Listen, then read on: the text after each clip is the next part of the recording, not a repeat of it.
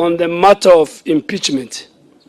An impeachment of a deputy president, from my experience as a former leader of Majority, who was there when Amos Kimunya was impeached, who was there when Moses Wetangula was impeached, who was there when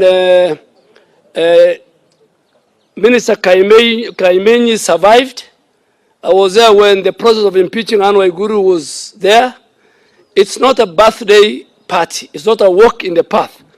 And you look at the person who is driving this. You go dissect Ayub Savula.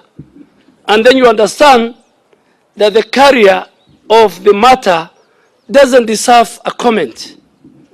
But let me tell you for free. Let me tell you for free. And I want to tell them and dare them. I want to dare them. Let them not discuss the impeachment of the deputy president in bars, in funerals, in the apartments of their girlfriends. Let them bring it to the floor of the House, starting tomorrow, Tuesday, when the House resumes.